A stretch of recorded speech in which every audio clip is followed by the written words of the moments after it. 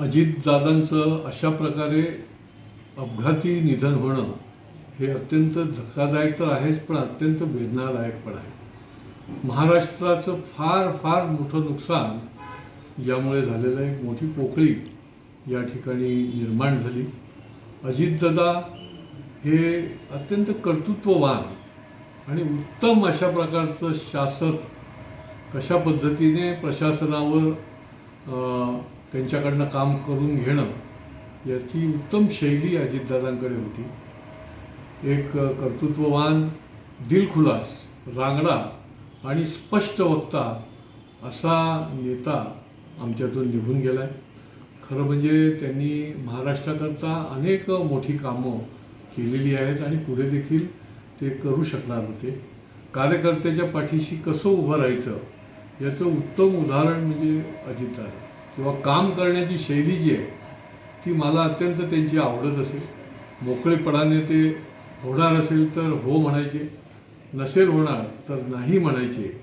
असं एक दुर्मिळ राजकारणातलं उमदं असं नेतृत्व आज आपल्यामधनं गेलं आहे. आणि हे केवळ महाराष्ट्रातलं फार मोठं ही दुःखद घटना आहे. मी माझ्यातर्फे, माझ्या परिवारातर्फे आणि भारतीय जनता पार्टीतर्फे त्यांना विनम्र अशी आदरांजली पण अर्पण करतो.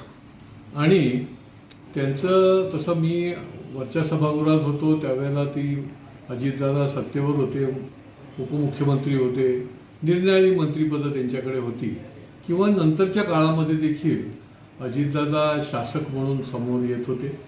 आणि माझा अनुभव असा आहे की एका मिनिटात ते कागद वाचू शकत होते आणि ताबडतोब त्याच्यावर निर्णय देत होते.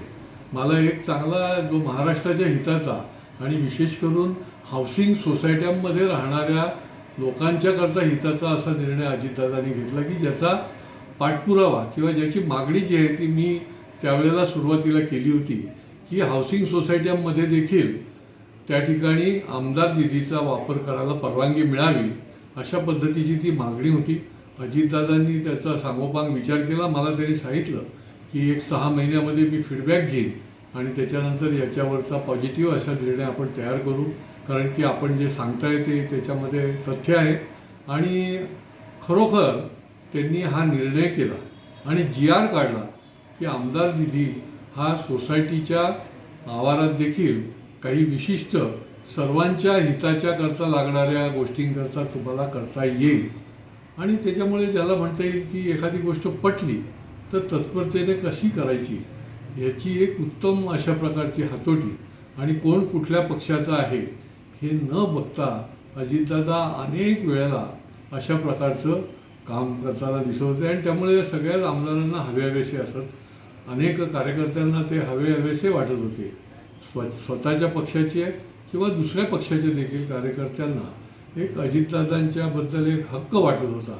आणि हक्काने अजितदादांकडे जर योग्य काम असेल तर ते गेलं की होतं असा विश्वास वाटायचा.